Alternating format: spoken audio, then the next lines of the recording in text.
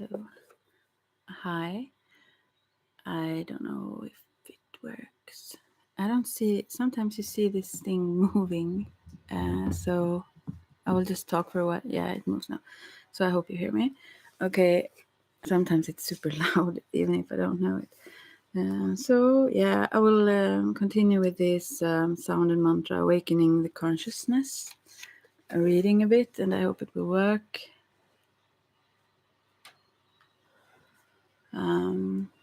Since I was rather rambling for 3 hours yesterday, more so, but a few things from yoga also. But I will continue now then. The science of Nad Yoga, why chanting works. Nad is a process of harmony through which the Ad, the infinite, can be experienced. Nad is the basic sound for all languages through all times. This sound comes from one common source or sound current. It is the universal code behind language and therefore behind human communication. So interesting. The science of Nad Yoga is thousands of years old. It works with the movement of the tongue in the mouth, language, and chemical changes in the brain. There is no system of nerve connections between the sections of the brain, no wiring. I need to cough. I need to pause for a second.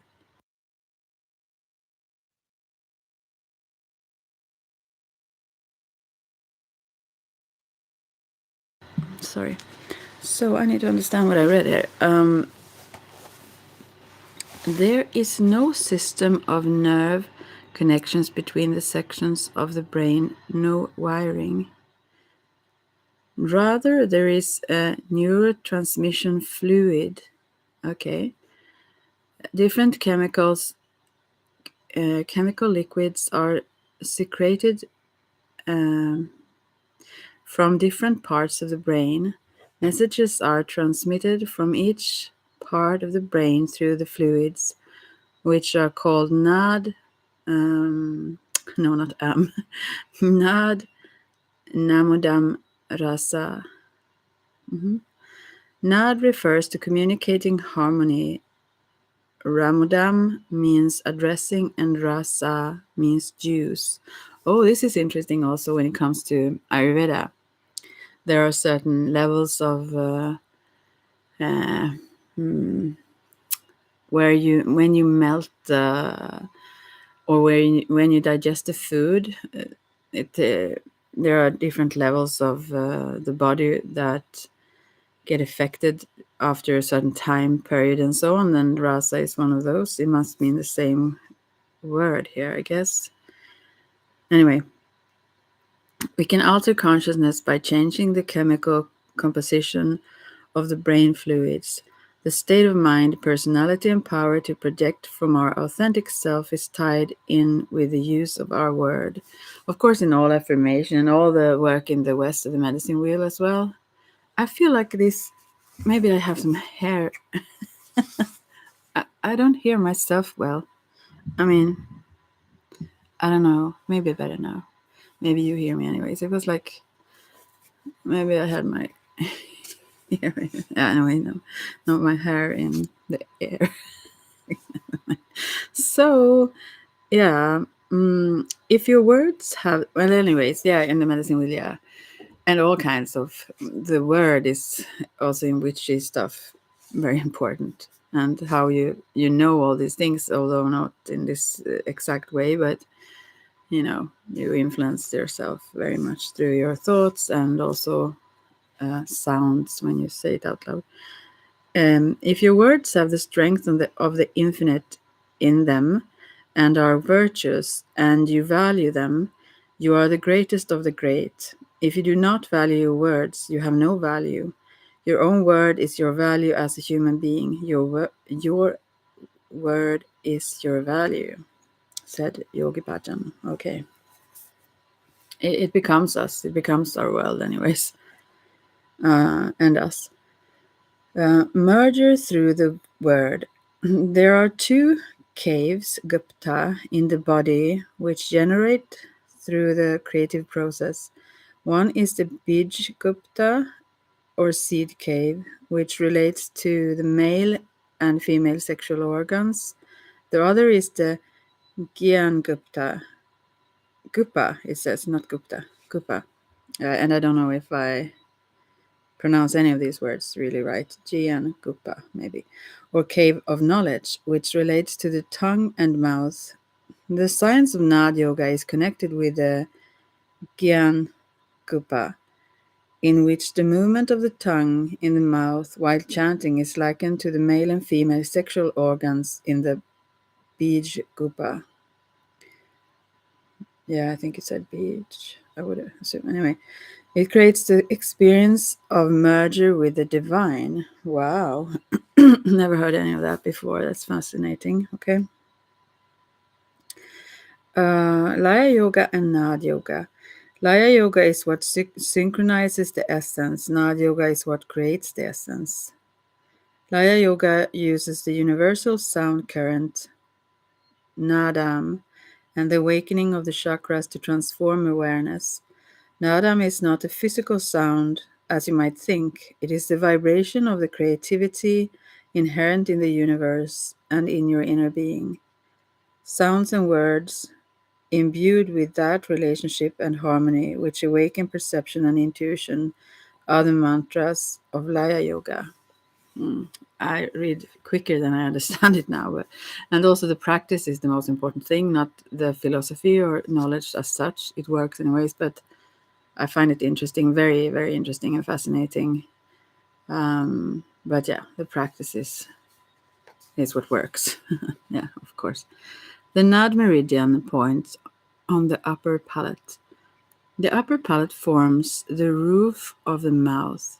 It consists of two parts, the hard palate and the soft palate, or however you pronounce that word, palate, no palate. The hard palate is what we commonly think of as the roof of the mouth, extending from directly behind the teeth up to the fleshy soft tissue that is suspended from the rear of the hard palate. There are 84 meridian points located on the hard palate of the roof of the mouth. Wow, really? That's a lot. 84 meridians, or meridian points then, but anyways, wow. 32 pairs of points, 64 points, are located on the hard palate surface directly behind and along the inside of the teeth. It means like 4 points with each tooth. Wow, wow.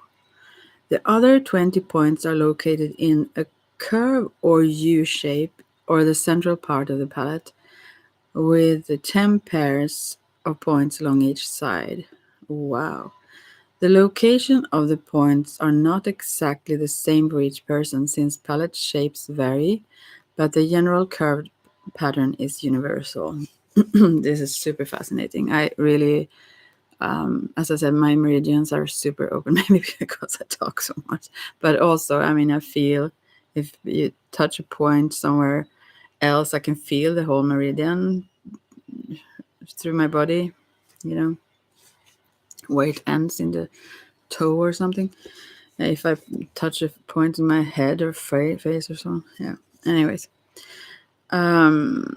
The hypothalamus, however you say, and the meridian points. The movement of each part of the tongue stimulate these meridian points. The points are like keyboard input to a computer. The computer is located in the hypothalamus, however you say. I must listen to someone saying these things. Area of the brain, anyway. It receives the impulses from the repetition of the patterns of sound in the shabd. This is translated into instructions that regulate chemical messengers that go to all vital areas of the brain and body.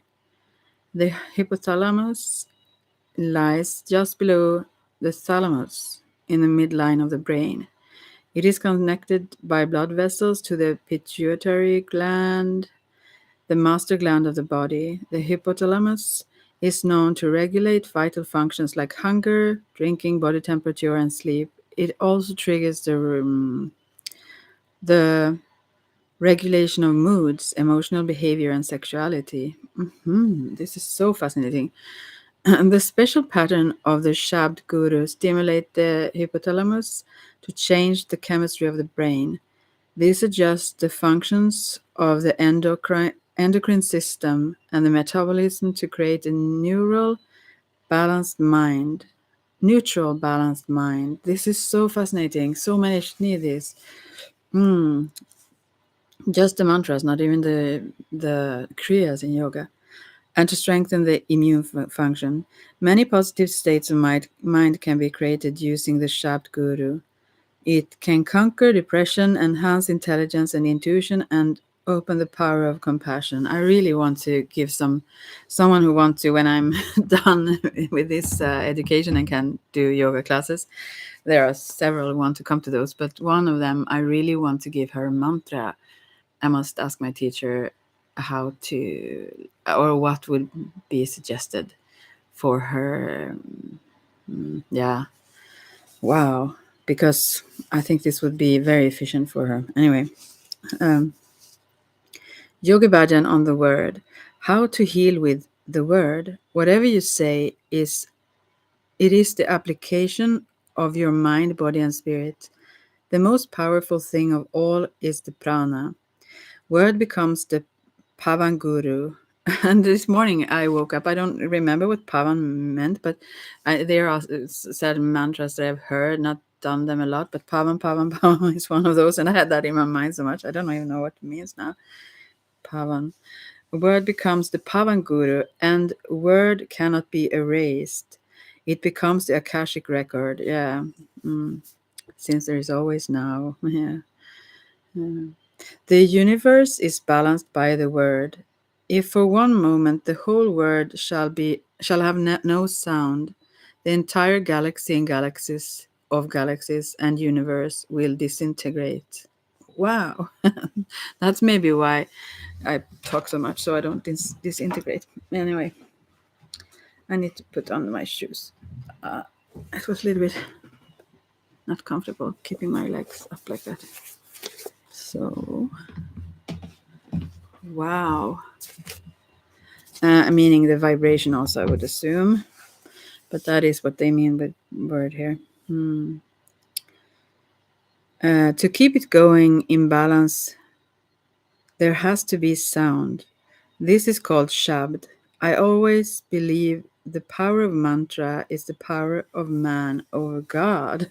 Like what? This is surprising. I must read this again. Um, I always believe the power of mantra is the power of man over God. I've never heard this expression from any, but maybe it means like the ego would be the man, and God also within the infinite in ourselves, like it's God there that can like.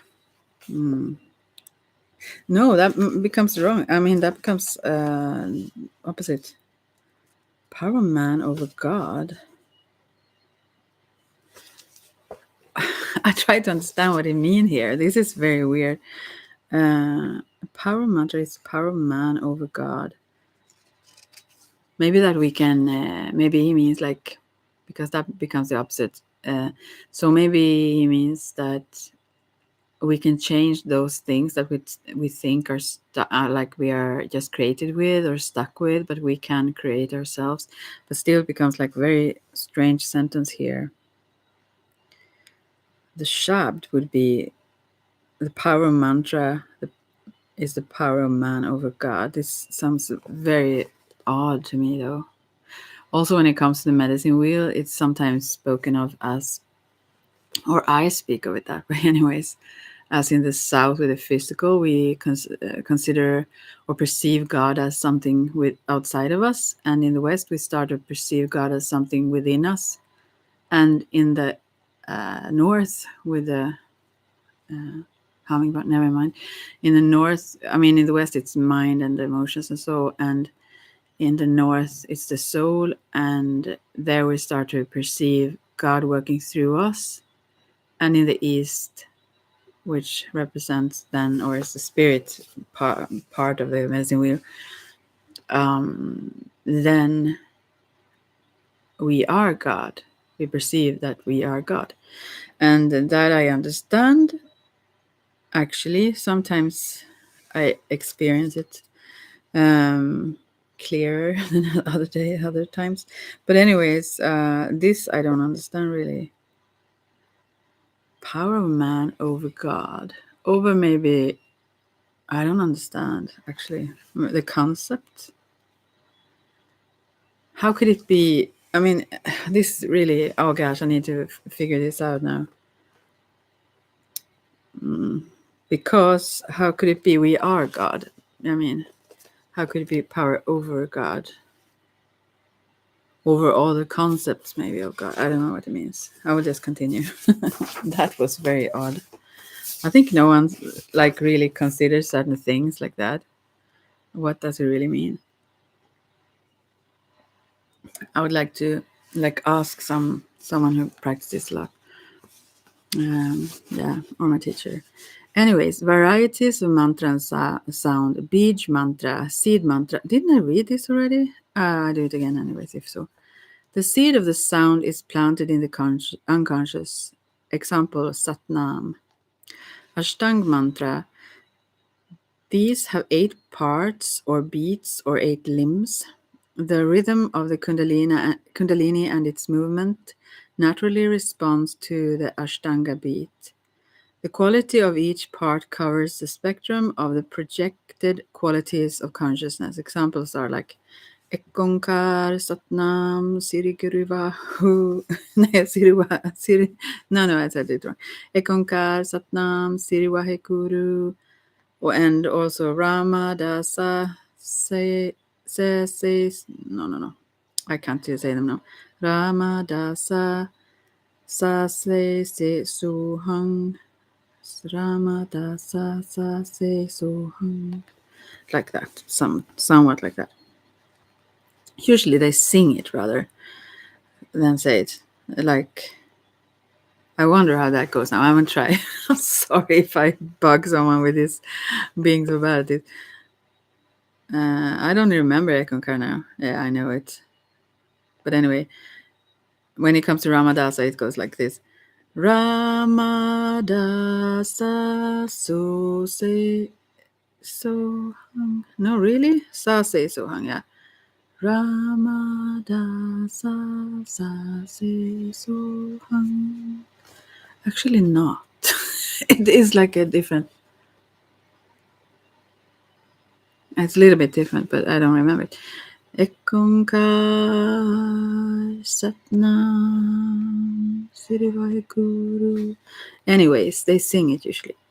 Trikuti mantra balances energies of generating, organizing, and transforming. Transforming. Example: Wahe Guru, the Guru mantra. Wahe Guru, Wahe Guru. It goes like this kind of. I really messed this up. I should listen to them first so I know. How can I not know Ekonkar? Or I must sing it inside my mind first. I will see if I remember it then. Quietly. So.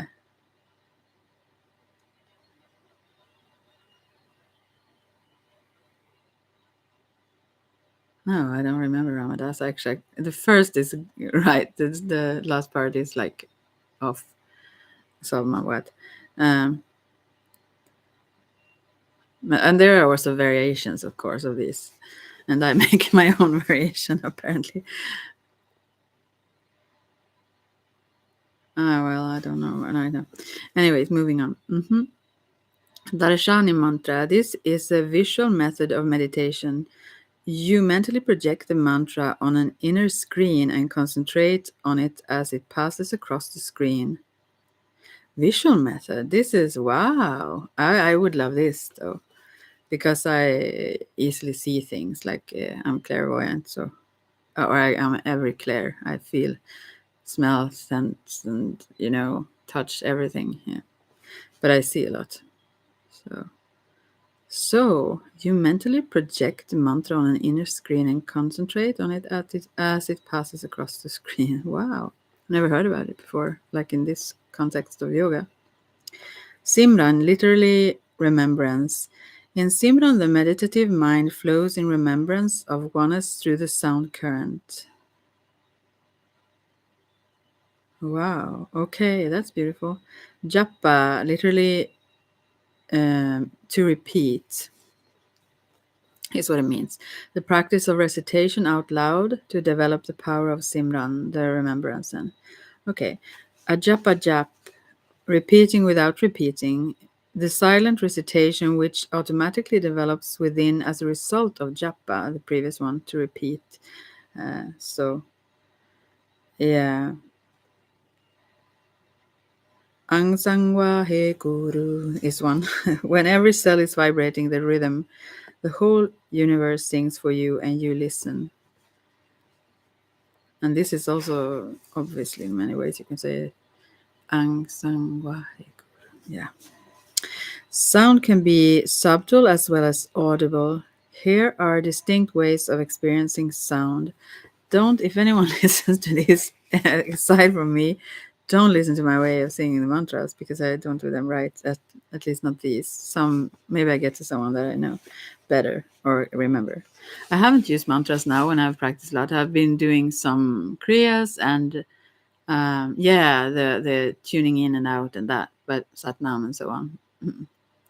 But that not so many other mantras and only breathing techniques and so. But that is the mantra. Also, it said here before somewhere. Anyway, to listen to the breath. Anyway, it wasn't. It didn't say anything here about varieties of mantra and sound. They didn't really mention breath itself actually here, but sound can be subtle as well as audible, as I said. Here are distinct ways of experiencing sound. Bekri, this uses the tip of the tongue to form the syllables aloud. Kant, this is a subliminal vocalization. The sound is silent, but the syllables vibrate at the throat chakra. Huh? Okay, I understand it now. When I tried it silently by myself, I didn't know that was a vibration. It could be if you do it like in throat. Okay, Hirdai, this is the sound current vibrating at the heart. Love that one. Anahat, this sound current is referred to as unstruck melody. This is when the mantra resounds in every atom and fiber of your being. Its vibration becomes a part of you. It is created when the inner sound is produced from the navel center using the tip of the tongue. The triggers this triggers the higher glands to produce what is referred to as amrit, the sweet nectar of ecstasy. When I listen to certain ones who, when they have these, also when they play loud, I mean, not loud, but live or so on, like mantras or chants like that, or someone sitting in. I mean, some of them are so far, not far gone, I would say, but they are so into some sort of deep trance or whatever. So it's kind of stressful for me to go from my mundane uh, consciousness to just listen to it. It irritates me. I need quicker mantras or mantras that are um, at least at first when you come into that stillness, it's wonderful. Also when you just do breathing techniques and just stay, and that is actually easier after mantras, I feel. But when you just relax into total silent, still, blissful place where you feel like as if you can sit there forever in that stillness. That is fabulous. And I know, or I don't know, but some of these that irritates me, then I assume that they are there somewhere, but they seem to be like off far away. so I don't know. It irritates me somehow. When I'm not in that state myself, then I probably would love it. Okay, so what does chanting achieve? The impact of the inner silence of Anahat. What is the real goal of the chanting use we do in meditation? Answer. The ultimate state of mind is called Anahat, the infinite, unstruck sound of vibration. Okay, it was one sentence, not just in the. Anahat is the infinite unstruck sound of vibration or vibration. It brings intuition, inner strength, and the capacity to be completely open to do what you must do as a unique part of the totality of being. Just the words for someone who isn't used to this. In the state, you are joyful, truthful, compassionate, and relaxed. Each time you perfect a mantra or shabd, which I do not apparently, hmm, you are like a master musician who can evoke these elevated states of being from the instrument of self.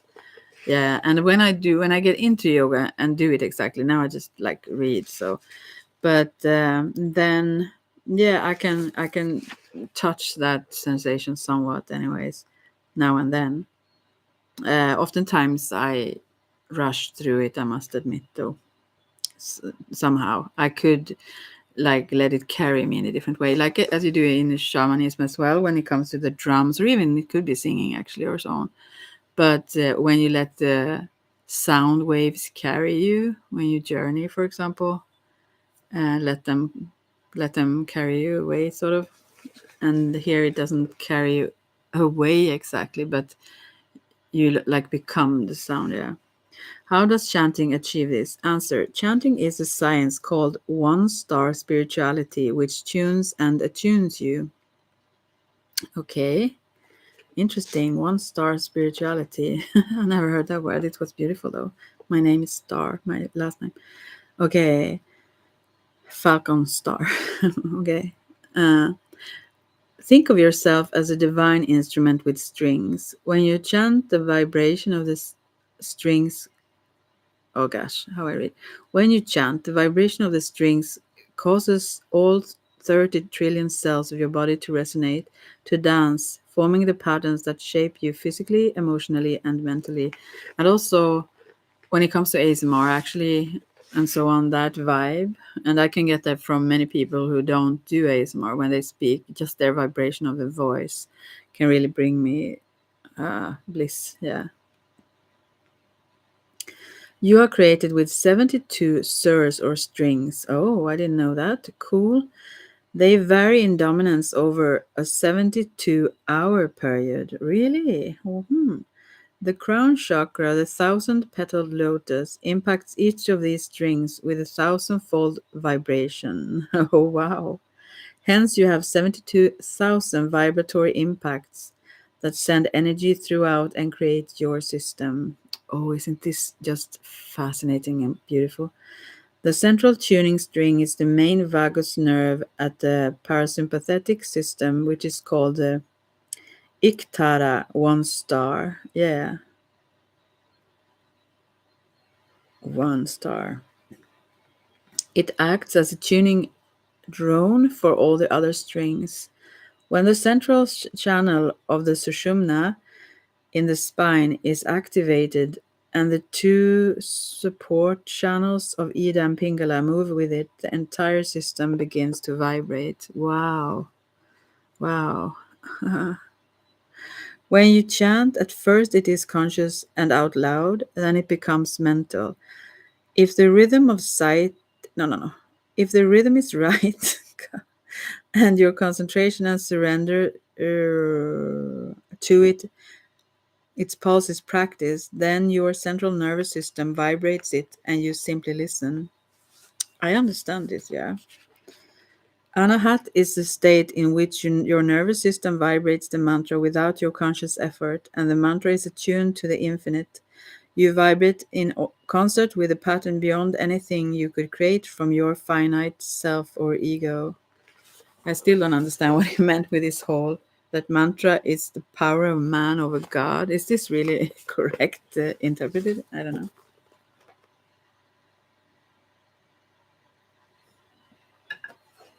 Maybe when you are so in tune, you can create anything. I don't know what it means. Anyways, yeah. What about silence? Isn't that the ultimate answer? Silence is filled with anahat. The inner silence is the silence of the ego. Yeah, and how beautiful that is when you reach that point sometimes. When the mind vibrates silently in perfect unison with the unlimited self. When you chant, the nervous system becomes synchronized and the flow of thoughts moves with the higher self. Then the ego relaxes and the mantra is vibrated by every cell. You let go and are truly silent. In that silence, you can feel, hear, and act on the call of the soul. Maybe that is what you mean then with man, the soul. Anyways, so uh, first, no, not first times. I've done mantras many other times, but one time I started, I think I was like, I must have been 24, 20, no, I always say 25, but I was like younger than some of the other things I've done. I actually lived at the Singing Valley in this time then, in this town. I mean, oh God, I was big. Yeah. So then I did the Om just, and it was such an experience. I mean, it really opened. I first chanted it just a few times by myself for fun, kind of thing, and then did it silently in myself, and the whole crown chakra like opened up to the I mean to the universe, yeah, to the stars, and like it was like I can't even describe the experience. It was like I can't express it, but it was so profound and so sort of extreme, and I didn't do it for a long time even when that happened. It just widened my consciousness, like uh, so I became, or my crown chakra became all the universe, kind of. I can't put words into it, and that scared me a bit. I was so fascinated and I loved it, but it also scared me a bit. So I stopped doing the mantra and thought, okay, I can do this some other time later, so then I can get that experience again. And I think I blocked it a bit, but by fear kind of, or something then. So even when I do it, I can touch on to some. I've never done that like for a long time or so after that, but I've tried to reach that experience again, but I haven't so far uh, found it, so to speak. I know it's there, but I think also I hold myself back from it because it was very, it was a wow, like something I didn't think was possible to happen. And also that I just randomly like did the mantra first a little bit out loud, maybe a minute or something, and then silently for like maybe a minute or two. I mean, it was very quick. That experience just not explode in my head, but I mean, it was like, oh wow, it was really, really fascinating, and also so powerful. So I wanted to kind of wait for do that later on or something. I didn't know what to do with that experience. So, anyways, just that a mantra itself is very powerful, apparently. Making mantra effective. In the science of Nad Yoga, there are three key elements that can enhance the experience of Nad. Rhythm. The most important element is to maintain a crisp, precise rhythm. He's very precise with that, Yogi Bhajan, it seems, when I've watched him. Strictly maintain the correct number of beats for the specific mantra. Oh. Most Kundalini Yoga mantras are chanted in 8 beats, through though some will be in 6 beats or other rhythmic configurations. And people change that just for the fun, I think, also sometimes, because there are variations of all of them, I think. Projection. When you chant mantra, you are projecting your prana, life force, your life energy. Project from the purity of your soul. Be conscious of which chakra you are projecting from. Oh, this is very important. Also, always stated when you do a mantra where your focus should be. For example, when I mentioned when I chant chakras that are connected with the heart, then there is never like it never stays in that place. It's never still. It moves out through the arms and like back, like in a circuit also. It moves outwards. The heart chakra always gives, it feels like. It cannot be still. You can't vibe it in or keep it kind of there. That's what I feel. But also many times it's like focus on the third eye, well, while you do mantra or so on. It's always said where you should keep your attention in what chakra. Pronunciation. Use the correct pressure of the tongue on the meridian points. Maintain the correct balance and rhythm of the syllables making up the words. Okay. I think I have a lot to learn here. The third chakra and mantra. The illustration of the above elements is found in the special relationship of the navel point to the use of mantra. When you speak a mantra and vibrate the tip of the tongue, you want to speak it from the central channel, the sushumna, and vibrate from the navel point at the same time. I know. Oh, the first time I found this fascinating navel point, I didn't know what it was. I just knew it was important, and you can really feel the pulse there, just beneath the navel, usually. And I also asked a few others, and one of them, a woman um, who do a lot of weightlifting and so on, and her was like not where it should be. You can move that if you, and it's very good for your health to have that at the correct place. And it can be moved by different things, but that's one thing to like taken too heavy weights just, and I think that's maybe the case in her case. Anyways, so it's very important to get that back into, and you can really feel it's a very very strong energy there. It's what um the hara, I guess, is what the Japanese call it, and the in Munaki it's the um what they call it now. But anyways, where you kind of can eat negative energy. It's your spiritual tummy, so to speak. You can transform energy with it. It's a very powerful place. Anyways, where was I now? The third chakra, yeah. When you use a mantra and vibrate the tip of the tongue, you want to speak it from the central channel, the sushumna, and vibrate from the navel point at the same time. Interesting. I've never heard this before. This is becomes like a different thing when you do the mantras, I assume. When the tip of the tongue are and the navel point are correlated, the extra pulse of of energy coming from the navel moves the words into the realm of anahat without boundary. Yeah, woohoo. The action of speaking receives powerful projection, like the will of a warrior. It is vibrated without speaking out loud. Each cell vibrates the energy released from the navel point. Example: after clearing the pranic channels and sitting very straight, try chanting the steady rhythm pulse of har, har, har, har, that one. Being conscious of the tip of the tongue and pulling the navel point in. That is a very common practice. I didn't do the navel point thing now. Har, har, har. Listen, it was totally different sound just when I did that.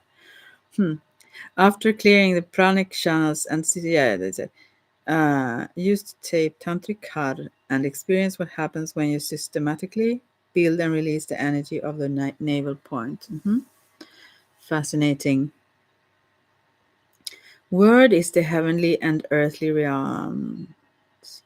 The upper triangle is heavenly, the lower earthly. They mix at the heart center, the human realm. Sound and the pulse of the nad rule in the upper chakras, and in these subtle realms, your emotions follow the essence of your truth. Ordinary speech comes from the earthly realms and reflect the animal or impulse nature. The breath is reactive to those impulses, and your words reflect these emotions. At the heart center, you are balanced as a human and pulled equally by the higher and lower realms. Your breath and word are in concert, and your words can become the word with capital W. Your words serve your higher consciousness with duty and respond to lower impulses with compassion. Yogi Bhajan on mantras in Kundalini Yoga. Question: why do we draw so heavily on the Sikh tradition for the mantras that we use in Kundalini Yoga? Answer: those mantras just happen to be correct mantras.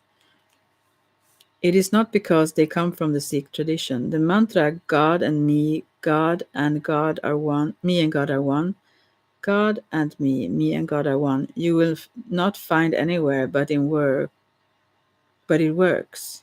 Okay, okay. Sorry, Ari. It is an Ashtang mantra. The sound is correct, so we use it. It doesn't have to only be in Gurmukhi, the vibratory language of the Siri Guru Granth Sahib. Okay.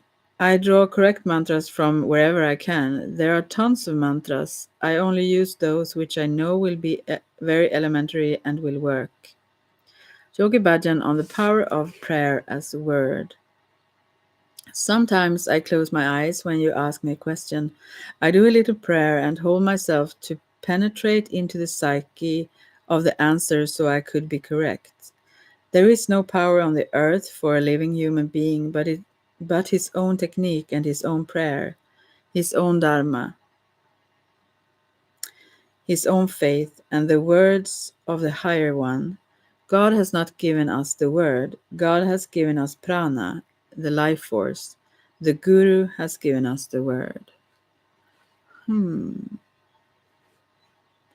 Maybe it means like the previous thing he said, maybe it means that we are the ones who create or continue to create this word. We are like given that power. So therefore we kind of become more powerful than the creator, the from the like beginning, let's say, or something. I try to understand him here. The power of prayer works as at the arc line. The arc line obeys no rule of nature. It is the base of the radiant body. Prayer is the power of a person to get to his infinity when he's himself, not just when he's confronted. Okay. There are only four powers in the earth. God is impotent against these powers. Wow, now we come back to that. What is this? What does he mean with God, I wonder? These powers: the power of prayer, the power of prayer of the mother, the power of the prayer of the beloved, the power of prayer of a noble woman. I don't even understand. This is something I don't get. The science of reality is to find the sound and to resound in that sound. Then the sound shall excel and God shall dwell within you. Yeah. Yeah, I guess it means the same thing as in the east. Like it yeah, as it said here. And God shall dwell within you. You become it kind of, but still very, but words is hard to understand sometimes. Someone is here. Hi, someone. I just keep reading. There are only four powers in the earth. God is impotent against these powers. Still curious about what is the power of prayer, the power of the prayer of the mother, the power of the prayer of the beloved, the power of prayer of a noble woman. Where did he get this from?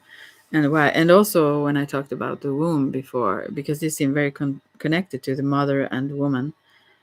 And beloved, that could be anyone, but and anyone can do the prayer, but maybe that's connected to that kind of power. They talked about this emptiness also, as in the mouth and uh, sexual organs. Let's see.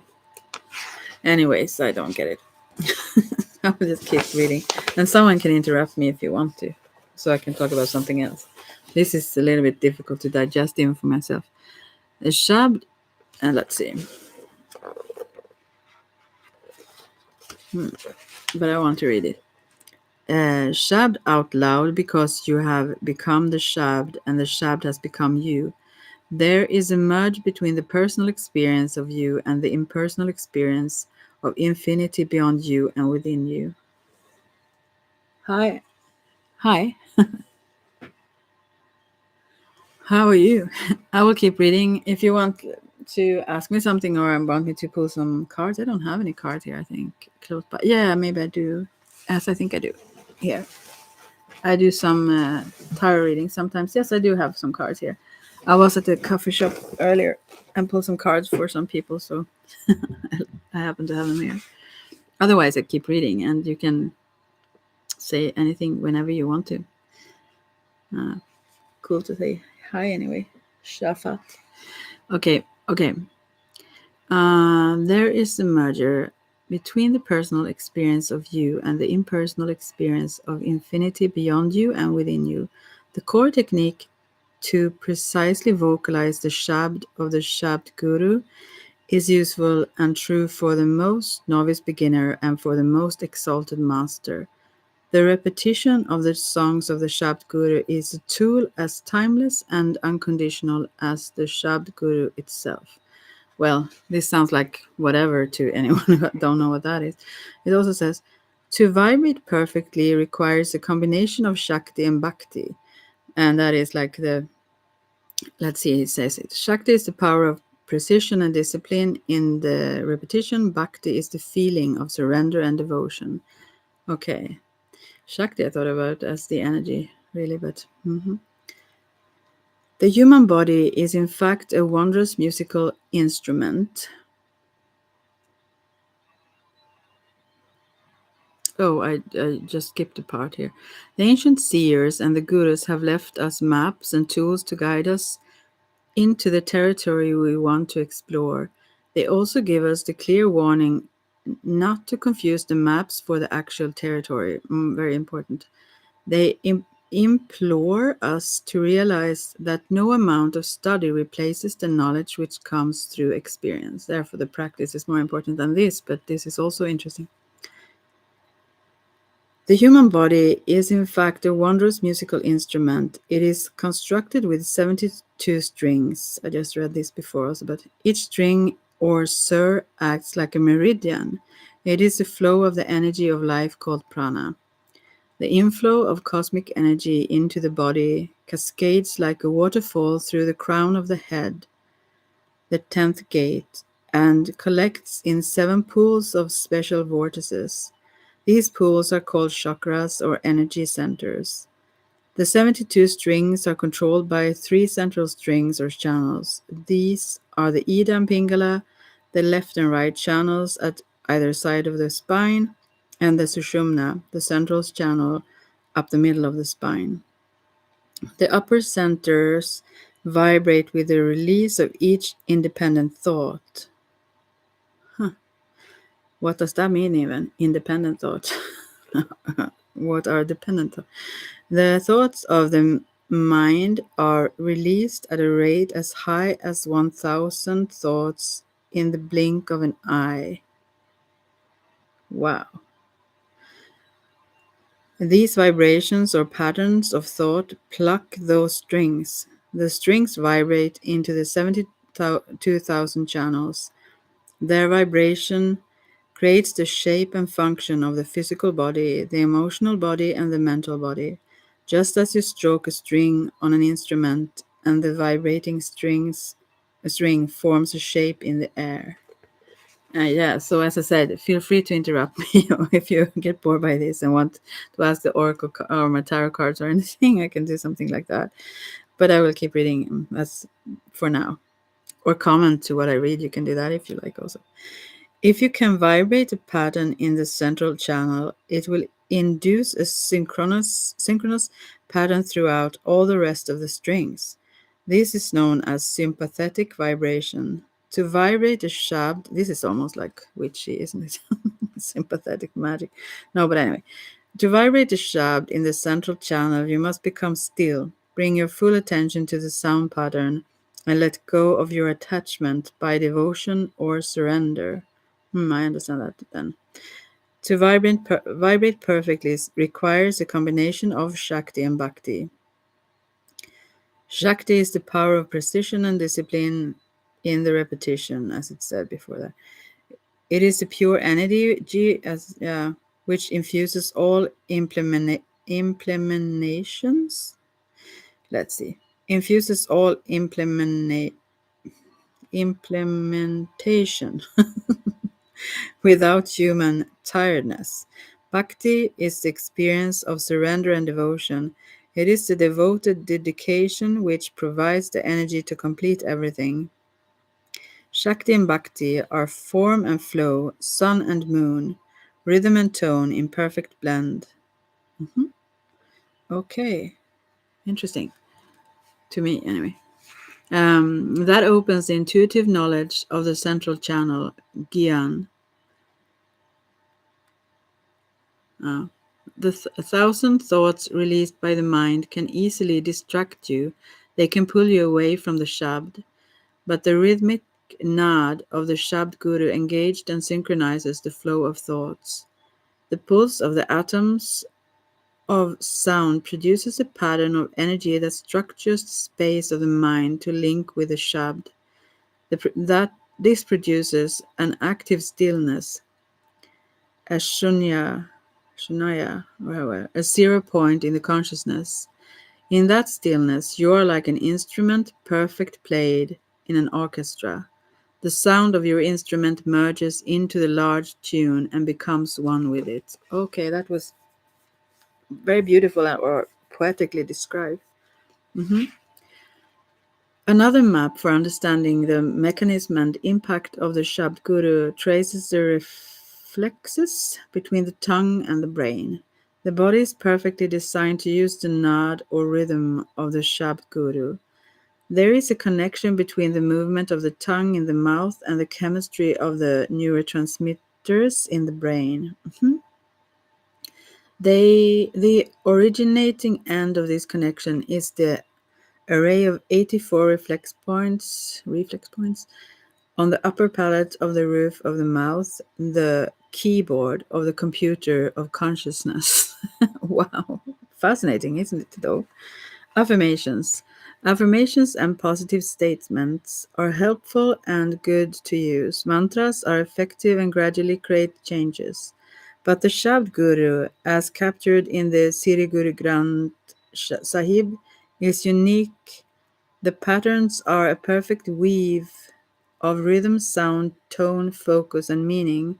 They act as informational DNA for the spirit.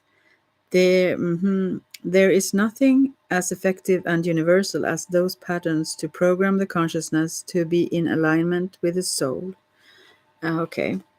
The power of words. And again, please stop me if you want to.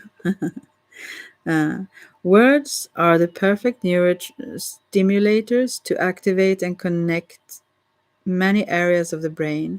When combined with repetitive movement and with the power, no, the, with the powerful limbic hypothalamic influence of the breath, they are a potent tool to elevate moods, enhance your range of feelings, and command the cellular basis of your consciousness and state of mind.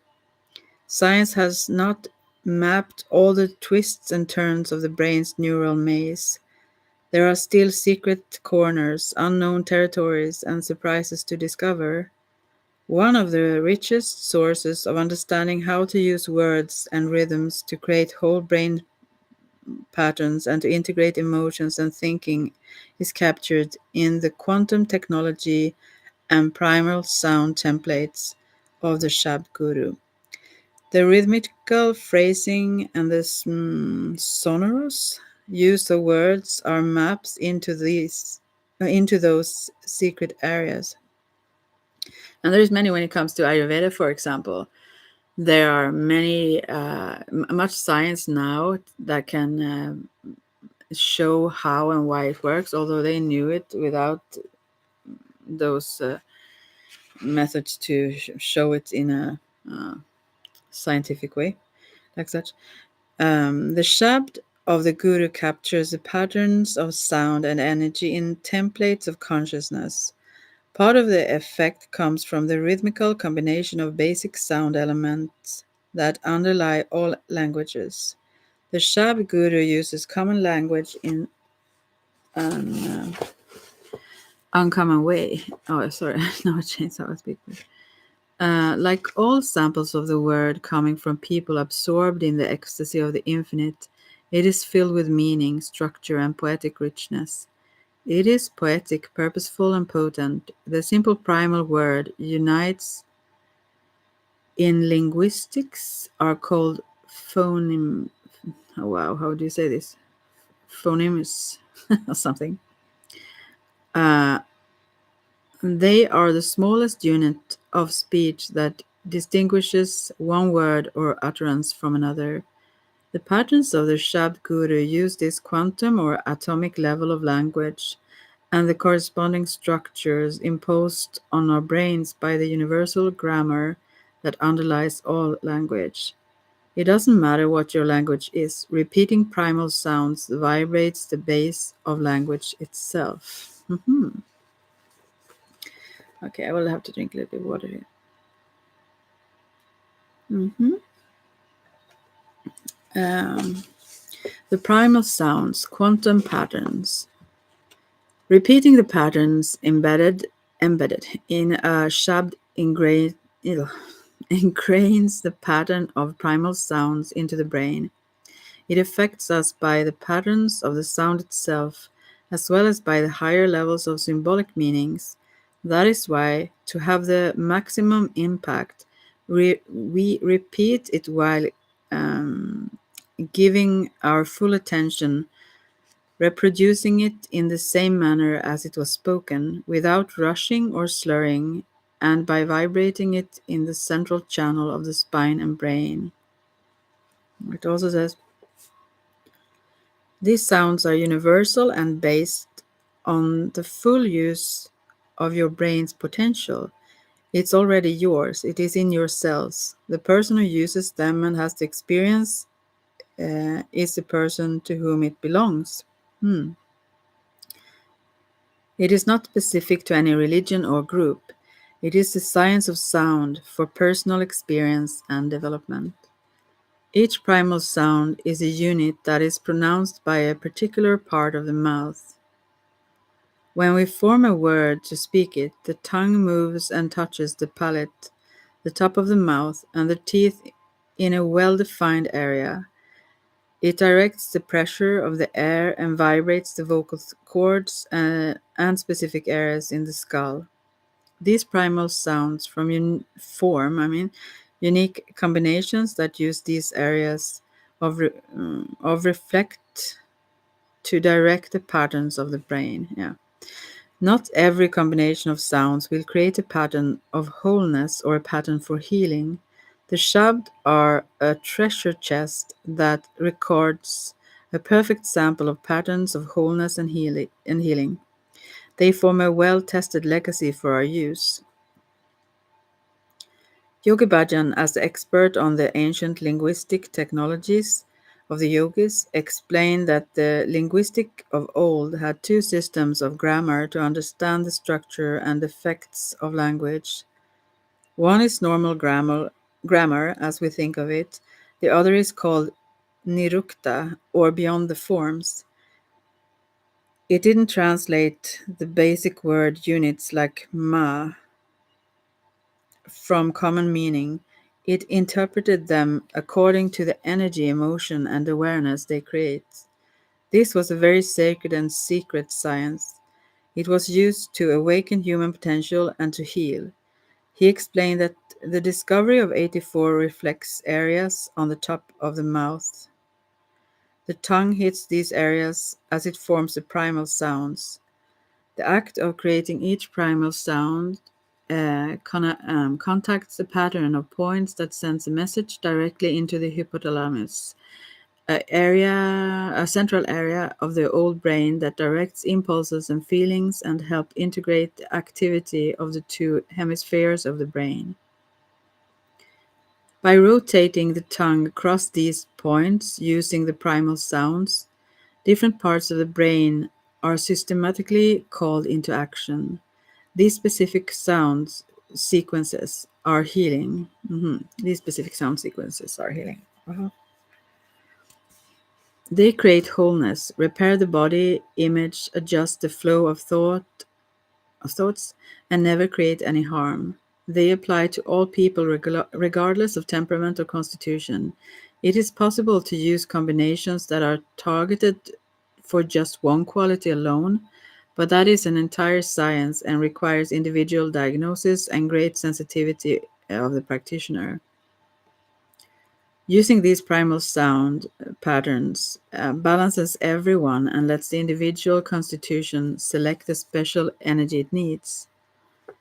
Um, An analogy is white light versus the colors of the spectrum.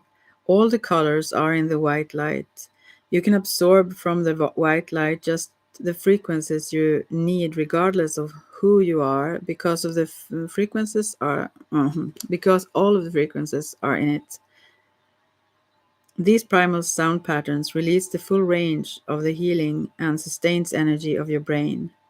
Each person individualizes its effects just by using it, yeah. These sounds and shabds are perfect to share with everyone openly without special precautions or restrictions. Oh, this was an answer to what I can do with when I thought about this woman I think needs is. Okay. One student asked if he had to be initiated. He had received a mantra from a particular group as part of meditation training. The answer is no. These sounds are universal and based on the full use of your brain's potential. It is already yours. It is in your cells. The person who uses them and has experience is the person to whom it belongs, as I said before. It is not specific to any religion or group. It is the science of sound for personal experience and development. This is very important. Repeating the primal sounds captured in the Shabd Guru is really about listening, listening with wide open ears and full attention. It is whole brain listening. It is not simply concentrating with a singular robotic focus on the sounds. It is an opening up of the sphere of awareness to the sound current. And I think that's what happened when I did the Om to begin with my experience I described earlier. Mhm. The structure and words in the primal sounds of the Shabd Guru do something very useful to the inner chatter and dialogue. They balance the inner critical voice and the incessant rationalizations given by the dominant left hemisphere areas by keeping a relaxed and mindful attention on the rhythm of the sounds. The full range of feelings and intuition is drawn into contact with the inner stories and the abstractions we use.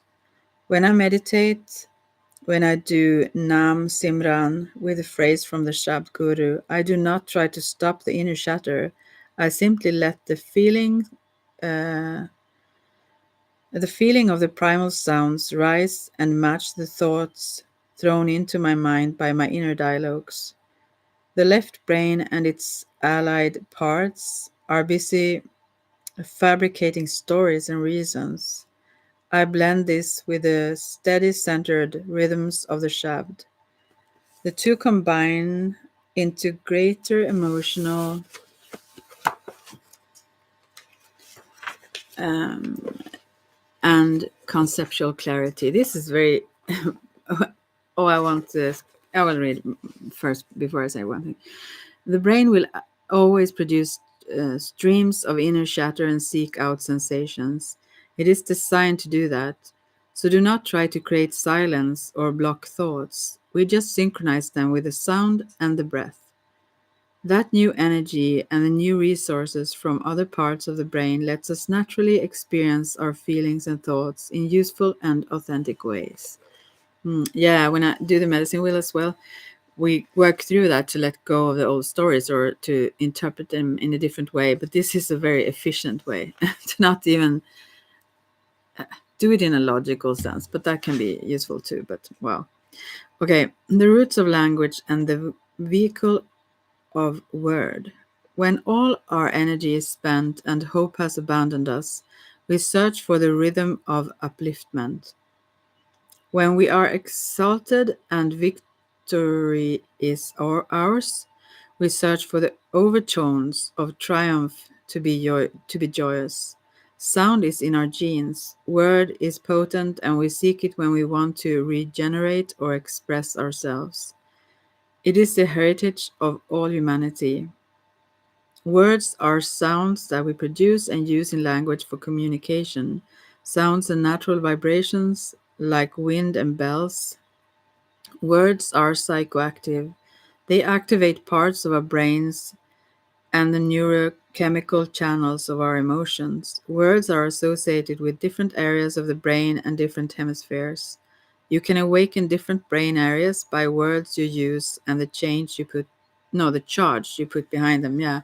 And also, I just recently heard that music, this is different, but this is sounds anyways, but uh, actually that's kind of obvious, but science also see that is what activates most of the brain, you know, when they, yeah, elderly people, and all that could need, I mean, it really helps the brain to listen to music. Anyway, the crucial mind brain behavior link. Sound, breath, and their rhythms are the crucial link in the mind brain behavior chain. Scientists have documented our capacity to self heal, to affect the immune system by thought and emotion, to rapidly change behaviors believed to be incorrigible, and to act in the state of flow that produce top performance and is generalized and a generalized state of delight. The mystery has been, what is the link? The old model of the brain. Hey, little cat baby. The old model of the brain and nervous system is finally giving way to a basic understanding of the subtle complexity of the intimate interconnected interconnections between our genes, cells, nerves, glands, and actions. The brain is no longer thought of only in terms of the nerves or as a computer. The brain is understood as part of a labyrinthine supersystem of chemical messengers, neural pathways, perceptions, and self-regulating loops of information and energy. It is all tied together by chemistry and rhythm. In this supersystem, the link between sensations, thoughts, and the rest of the body is the system, the hypothalamus, and the pituitary and pineal glands. This group of neuroendocrine centers coordinates the neural imprints and associations of the cortex with the brain's chemical messages. The messengers and hormones and neuropeptides. They form an ocean of information and energy swirling between all our cells. Those cells have receptors, special sites that can recognize the messenger's chemicals. Yeah. The result of the message is a change in metabolism or physiology. The genes and the complicated cellular machinery produce new chemicals that release energy, change cellular shapes and structures, trigger healing and immune responses, and create emotions and moods. I feel like they repeat a lot, but then again, I couldn't repeat it if I would try to say this without reading. Okay, hypothalamus, however you pronounce that. It says the breath, rhythm, and quality and properly used sound of shabd is interpreted like a code in the hypothalamus. Each stroke of the breath and stimulation of the 84 points by the tongue is a beat of the baton that releases waves of neurochemical messages to activate the pituitary, pit, pituitary pituitary gland with commands which commands all the other glands. Yeah, pituitary. Yeah, okay. The top of the pyramid and the center of information of the mind body system is a collection of psychoactive centers no bigger than a large walnut. It receives information from all the senses, from the ideas and associations of the higher cortex, and from all parts of the body, from genes, cells, muscles, and movements. It sends information in the form of chemical messengers, neurotransmitters that prepare the body mind to learn to express feelings and to act. That flow of information is not linear and one directional. It reverberates in waves, it pulses like a musical rhapsody. The conductor of the hypothalamus keeps the attention of all the parts and uses rhythm as the central driver to coordinate all the separate instruments of feeling, awareness, and energy. The whole supersystem of nerves and glands is regulated through intricate combinations of biorhythms. The central driver for those rhythms is the breath.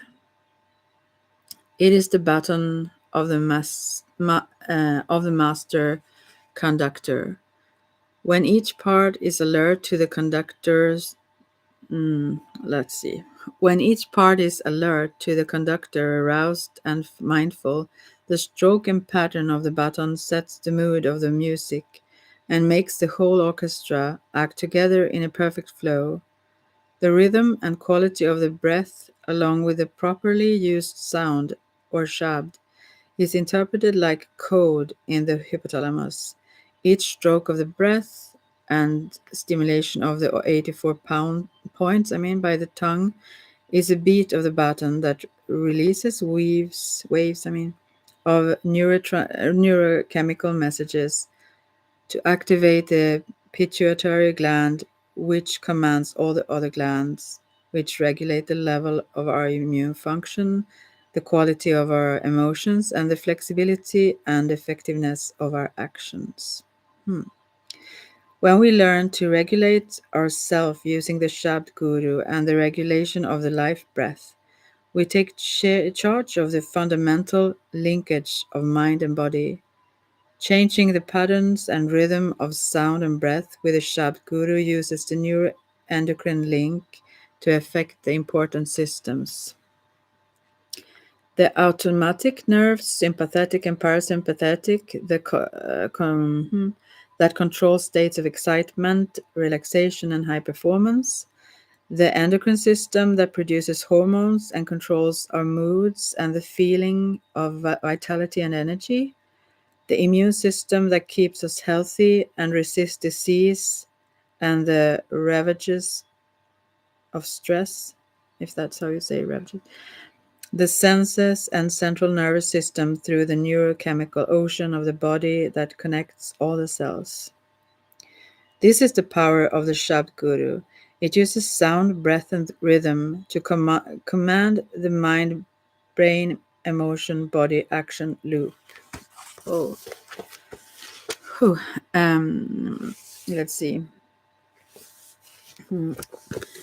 If Shabd and breath is the conductor, you are still the composer. You can change the notes, creating chords of happiness or sadness. You can bring the instrument to a rising crescendo or lull them with gentle melodies. You can write a grand symphony or a playful jingle. You can create feelings of joy, enthusiasm, or calmness. The details of all those chemical and neural mechanisms is complex and is beyond what you probably need or want to know from this manual. At this point in time, any complete scientific explanation must be partial because the research is not complete. The limbic link of the hypothalamus is well established. The impact of the breath is well known. The power of sound is just beginning to be studied. This whole area of study is enjoying a renaissance of interest. A flood of new discoveries will come out over the next few years. And this was written far back now, then. The number of chemical messengers we recognize will probably go from around 500 to over 1,000. While all the details are being worked out, you can read the real message from the bigger picture. You can enjoy the impact of the quantum technology and the practice of the Shabd Guru and all the effects of personal transformation. Here is the basic sketch of the levels of that key linkage. It tells you about the big picture so you can appreciate the mechanisms and potentials that are called on by this simple and elegant form of exercise.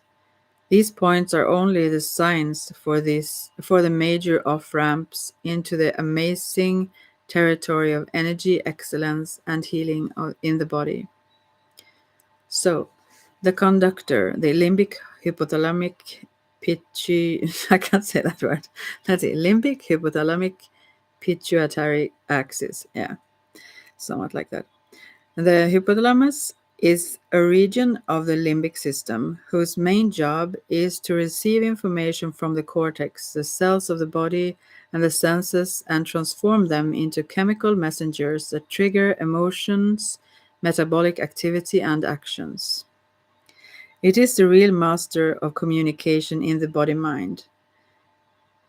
True, we are more conscious of sensory images and internal dialogues, but even these must be translated into a common language that can reach all the types of cells in the body. All the radically different functions of the instruments of the body are coordinated here.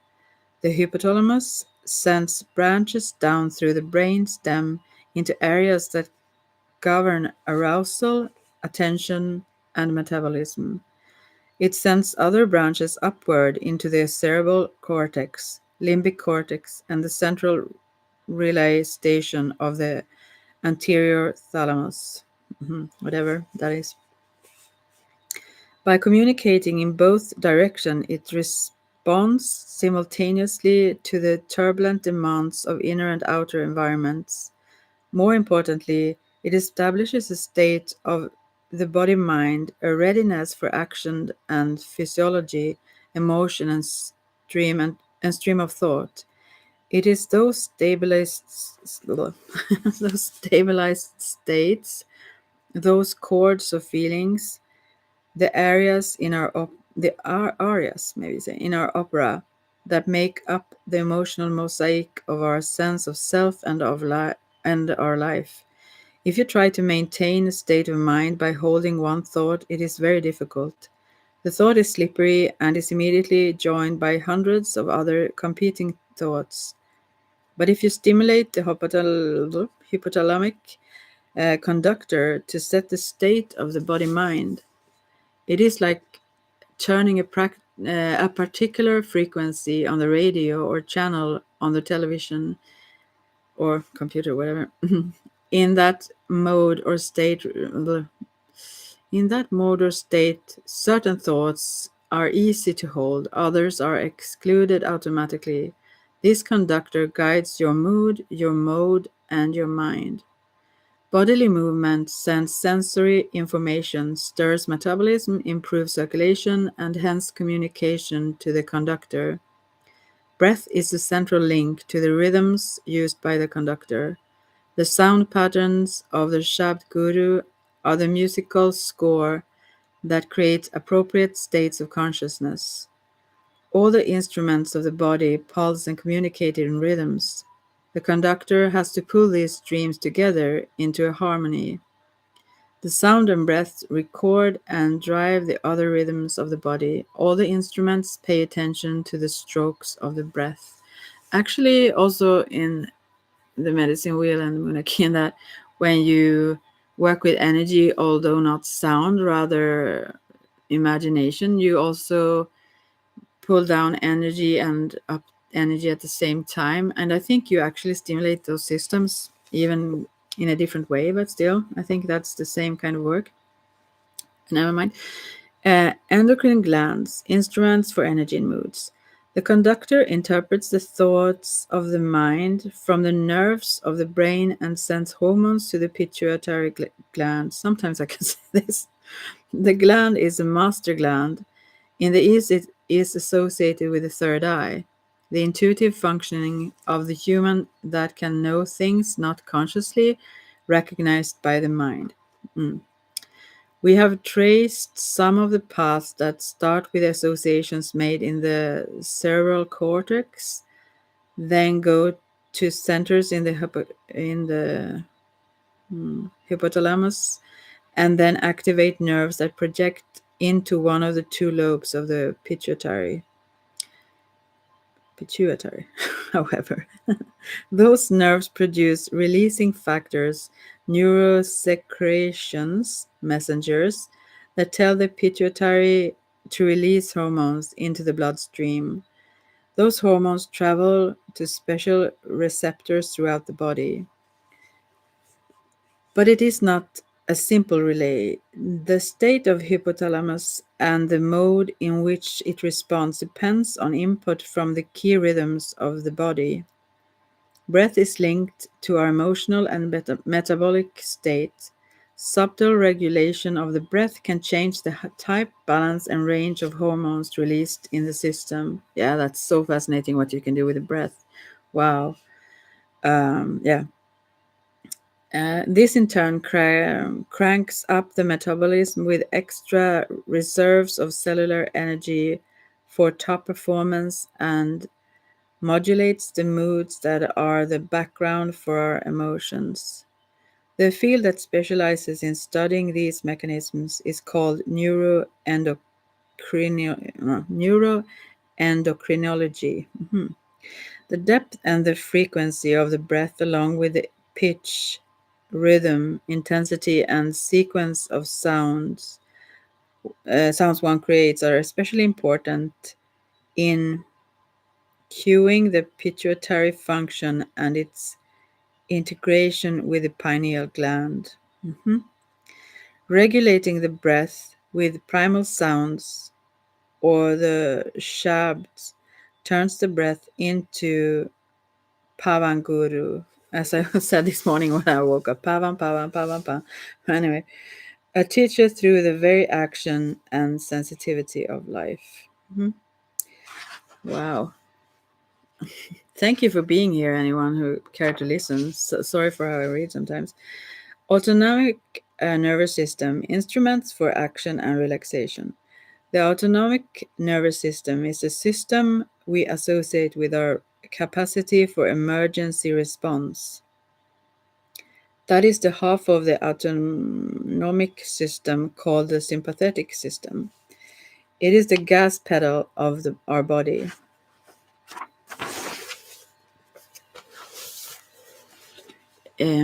It speeds the breath, sends the heart racing, and raises the blood pressure. And that I made my blood pressure go down so much by just breath work. Anyways, uh, and there were those educated like nurses and so that were mad at me that I would not take medicine because I said I will do breath work and yoga. And then when it worked, they were like very surprised. Anyway, or yeah, they were. They were sure it would work. Okay. Once it is turned on by anger or fear, it lasts a long time. The whole body gets one message: wake up and go. The other half of the automatic instrument section is the sympathetic system. It is the brakes. It slows the breath and relaxes the digestion, nerves, and circulation. You become calm and easygoing. Its message is relax, take it all in, and enjoy what you have. Together, they send go or relax messages to all the organs of the body: lungs, heart, intestines, adrenals, etc. The Shabd Guru is one of the best uh, tools to strengthen the parasympathetic system and balance the rhythm of the automatic system so it can repair itself. The senses of the mind generate impulses that go to the conductor. The conductor evaluates. No, not that. The conductor evaluates these according to the overall state of the body mind based on the input from cellular messengers and from the status of the rhythms of the body. Then it cues each part of the automatic system to send our neurotransmitters to create change.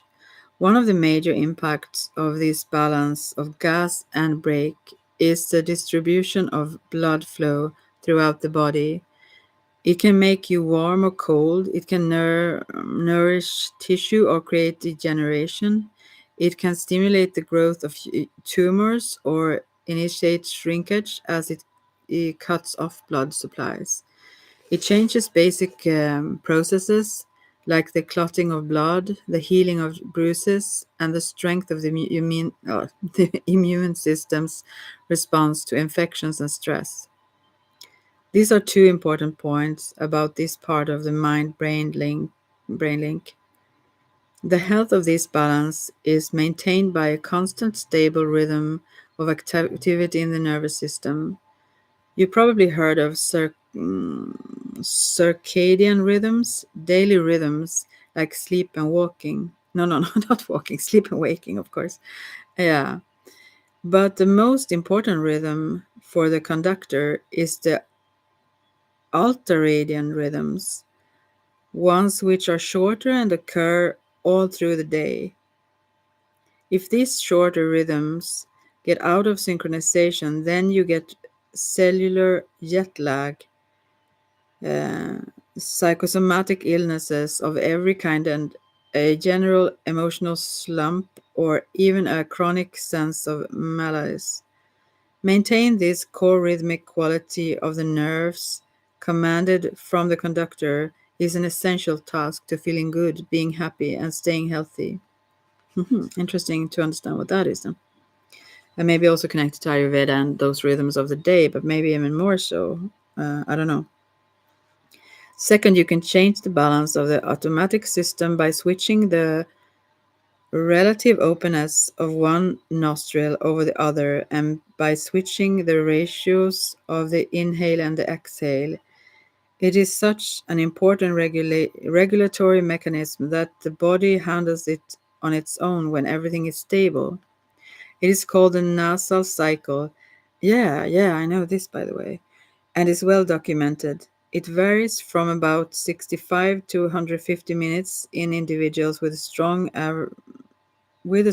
average at about 90 minutes in most healthy people. Okay. Okay. It turns out that this is a fundamental driver for all the rhythms of the body. In fact, research shows that even the hemispheres of the cerebral cortex shift levels of activity with a shift of the nostrils. Very, very interesting, isn't it?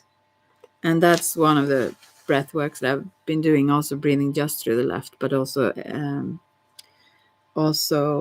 from one in through one and out through the other, and so. Mhm. Consciously resetting the rhythms with the Shabd Guru helps to heal many problems that comes from overworking the sympathetic side of the automatic system. The Shabd Guru is one of the best tools to strengthen the parasympathetic system and balance the rhythm of the automatic system so it can repair itself. Immune system, instruments for defense. The new field of study that connects psychology, chemistry, neurology, and the immune functions is called psychoneuroimmunology. Psychoneuroimmunology. Yeah. The main thing to know is that immunotransmitters form communication links between the producing and responding cells of the immune system and the hypothalamic centers. Through this connection, the immune system interacts with both the endocrine and the automatic systems. Using the Shabd Guru and breath to entertain the rhythms of the hypothalamus and hence the whole body creates a healing response in the immune system. It improves the use of cells like neural killer cells, and helps the removal of toxins and the fight against viruses. Okay, I need some water. Mhm. All right, interesting. And as I have also, although I'm not a teacher yet in yoga, I've spread this. I can't be quiet. So I see that in some people who have started doing breath work also just a few minutes a day and so on, the changes, really things happen with them. I mean, also when it comes to insights and a change in lifestyle, so many things in such a short period of time. So this is so fabulous. Okay. Senses and central nervous system. The limbic hypothalamic pituitary team sends and receives messengers from all over the body. The senses receive and transmit stimulation from the environment, which alert the conductor, who sends back instructions of how open or close to be. One of the most common comments after a deep recitation of a shabd is the astounding clarity of physical vision.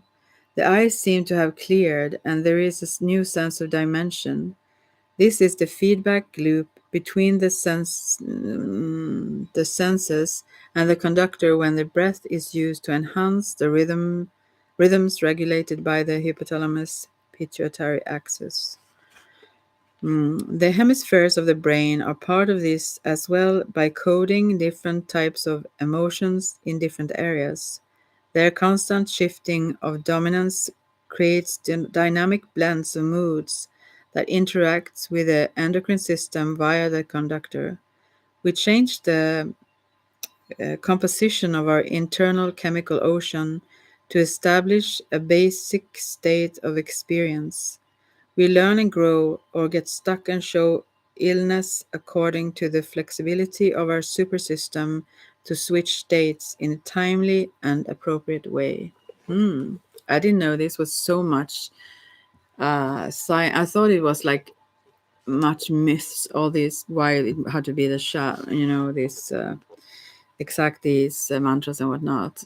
I knew they were powerful, but I didn't know that uh, it's so not connected to like ideas rather than experiences and knowing sort of. Anyway, the Shabd Guru prescription, the outline of the mind body breath link and the central role of the the hypothalamus gives you some idea of how responsive and subtle the mind body system is.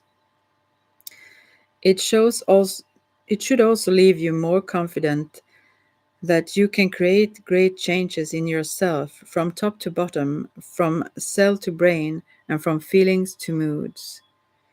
It is the incredible process of creation, or perhaps the wisdom of the Creator, that made every molecule in communication with every cell and thought. Inherent in that design, you have a perfect tool in the Shabd Guru and the breath that is both powerful and easy to grasp. In the body, the concordance of many rhythms from different organs and groups of cells can resonate in many modes.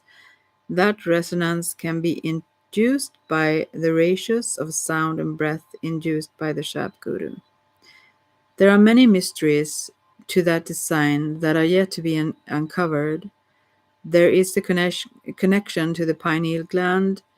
It is a tiny piece of tissue in the bottom center of the brain that looks like a wilted mushroom.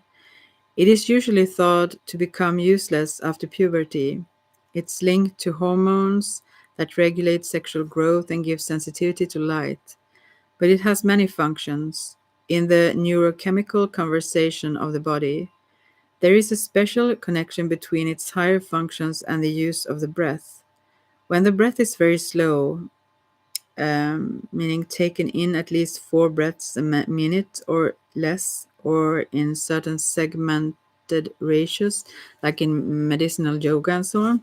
We did this, I remember. It's really calming to wait for the in breath. It's a practice. Anyway, a channel is opened by the hypothalamus between the pituitary and the pineal glands. This flow creates a release of what is called amrit, or inner nectar. When this message is sent, the potential of the entire nervous system becomes active and accelerated. And by the way, in medicinal yoga also, it is based on science and healing. That's the purpose of it, and they have seen this very much so now. hmm Vitality cascades through all levels of the mind-body linkage. Nerves scintillate, whatever that means. The muscles regenerate and become strong. The glands send ecstatic waves of messengers to declare victory and healing. Cool. I need to do this breathing after this.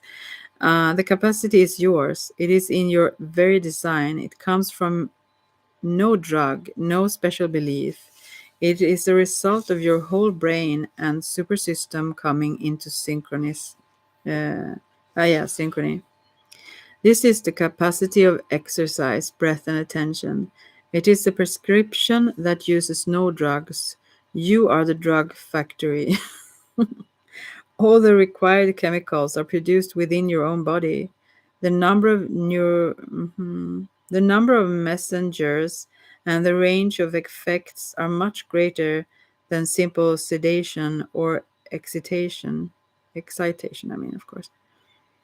The hormones from the pituitary and the pineal gland are now known to increase the enjoyment of social relationships and the ability to bond with others. There is a chemistry to our relationships too. Hmm. The pendulum effect, attunement and resonance. Two processes enhance the impact of the quantum patterns of the Shabd Guru, the pendulum effect and resonance. Watch a pendulum swing. Tap it slightly exactly as it reaches its zenith. A literal tap will make it gain energy. It is just like pushing someone on a swing. It takes very little effort to keep the swing going against the forces of friction and gravity if your timing is just right. The pendulum effect in the Shabd Guru comes from the timing and synchronization of the tongue and breath with repetition. Instead of effect from high levels of effort, the effects come from a gradual buildup of synchronization and the energies natural to the body mind system that are released. When this happens, it's not a jerk or a lightning bolt, it is more like a spreading wave of alertness or lightness. It is your own system uncoiling itself rather than a force shoving it, I mean. Okay. Um, Resonance is the out- other factor that creates the spectrum of specific effects.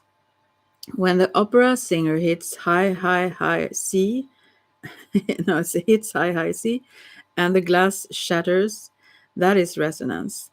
It is the attunement of particular frequency to the shape of the glass so that the energy can be absorbed by the glass. Different shapes have different fundamental frequencies at which they can vibrate. That is the basis of instrument design. The body has many cavities that resonate to specific words and sounds. High pitches will be felt in different areas of the body than low. The assembly of many rhythms in the body from different organs and groups of cells can resonate in many modes.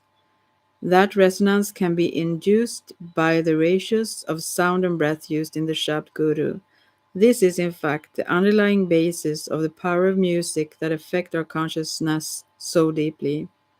It is the resonance of the body cavities and the body's subtle systems produced sympathetically, I mean, by the tones and the complexity of the resonating patterns that create. Wow. And I said this yesterday when I did some rambly reading, kind of. I just saw this. It's called Lady Sapiens or something like that. Uh, there was a documentary about how females had this the inner ear or something, the bone structure there or something, the from those like from Stone Age or whatever, they can find now that in the graves those who have more curled whatever cavities, I think, were female. So they now have found that even those they previously thought were males were actually females being also active in hunting or whatever. It's very fascinating though that they can see this difference. They couldn't pick DNA from that, but they could see that from the inner ear that females have uh, can hear higher pitches and so on. Very interesting. Anyway, conclusion at last. uh, hmm. There are two powerful tools at your disposal: words and rhythms. Words and rhythm. A simple conscious use of these has profound effects. Words and sounds are psychoactive events that are rooted in the body and give roots to the sense of self. Rhythm increases our sense of balance, of control of our movements, and general well being. Very true. When I feel in a certain way and want to change that, when I put on some music, I like that totally changes everything. But you can do it with mantras as well, I guess. hmm We do not need new choices. We are flooded with choices. We need an elevated capacity to make choices. We do not need more information. We need the wisdom to use all the information. We do not need another religion. We need the experience of a lifestyle or path, a dharma, that creates the spiritual fitness to act believably on our beliefs. The Shabd Guru is a special kind of technology with a unique contribution to develop potentials and handle the problems of the new age, the Aquarian age. In the body, it produces vitality. In the complex of the mind, it awakens intelligence and develops wisdom and intuition. In the heart, it establishes compassion. In each person's consciousness, it builds the clarity to act with fearless integrity. Yeah, wow. This is from Basis, Use and Impact of the Quantum Technology of the Shakti Guru by Yogi Bhajan and Guru Sharam Singh Khalsa. Anyways, wow. This was deep, right? Interesting. And then maybe I should then pause our really a little bit. What do you think? I'm so happy you can stay here and listen, but I think I may pause for a bit and then get back another day, right? Or shall I read more? I think since it was a conclusion there, maybe I will get back some other day then. But I will keep them up also if anyone wants to listen, and I will try to get even better at reading. If I do some mantras, maybe I I do. So yeah. After, some other day I will read then about tuning in with the Adi mantra, Ong Namo Gurudev Namo. You know that one. It actually is Ong Namo Gurudev Namo. I guess most people sing it like that. Um, and then chanting the Adi mantra.